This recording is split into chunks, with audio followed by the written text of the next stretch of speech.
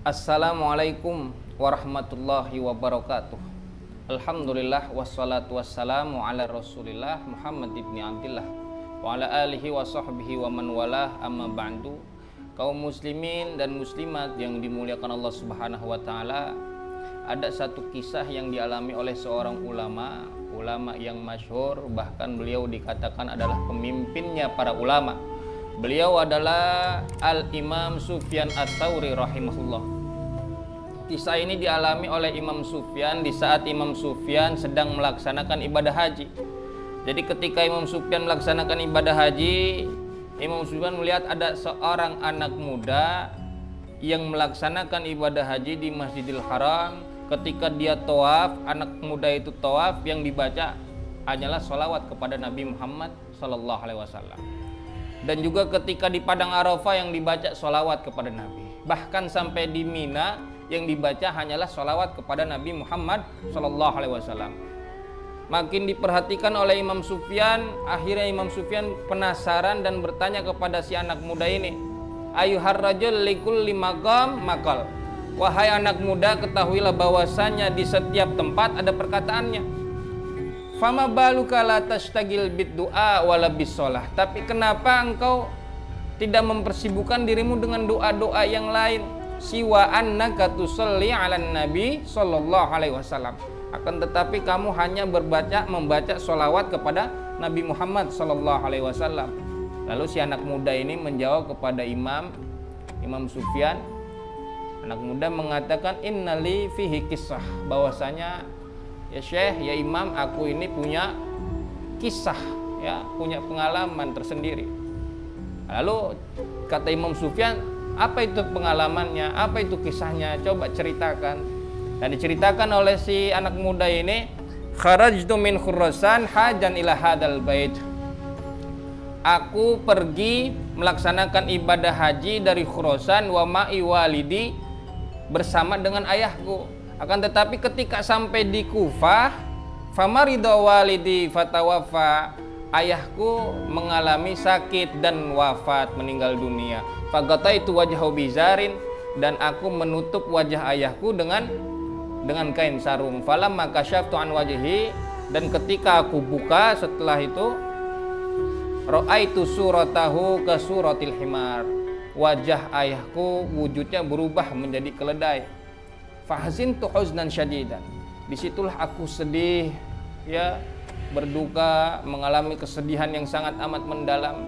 Dan dia mengatakan, kaifa udhiru linnas, bagaimana aku memperlihatkan kepada manusia keadaan seperti ini.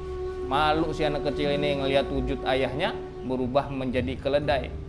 Akhirnya di saat saking malunya, bengong anak kecil ini, lama-lama ketiduran. Dan di dalam tidurnya bermimpi bertemu ada seorang pemuda datang menghampiri mereka, dan pemuda tersebut menggunakan niqab, yaitu cadar.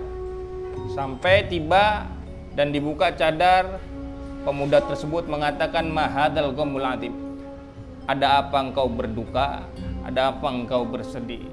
Faqultu wa kaifa la aktamu mahadil mihnah, bagaimana saya enggak berduka, bagaimana saya enggak bersedih dengan ujian yang sekarang saya alami dan ayah saya alami. Fantalaqa ila abi famasa wajahu, dan akhirnya si pemuda tersebut menghampiri melihat ayahnya si anak muda ini, kemudian diusaplah wajah ayahnya tersebut. Setelah diusap, si anak kecil ini menghampiri ayahnya dan melihat faida wajhu kal qamari tali'yaluhu lailatal badr. Dia lihat wajah ayahnya berubah menjadi terang benderang bagaikan bulan yang bersinar di malam Lailatul Badar. Masya Allah. Faqultu lahu, akhirnya si anak muda ini nanya ke pemuda tersebut, man anta, siapa engkau wahai gerangan? Faqala anal Mustafa. Lalu si pemuda ini mengatakan, aku ini adalah Nabi Muhammad sallallahu alaihi wasallam. Si anak muda ini nanya kepada Nabi, ya Rasulullah, ya Nabi Allah, kenapa ayahku bisa seperti ini? Dan dijawab oleh Nabi Muhammad SAW, karena waliduka akilur riba, bapakmu adalah dulu tukang riba. Nah, ini adalah hukuman dari Allah Subhanahu wa taala.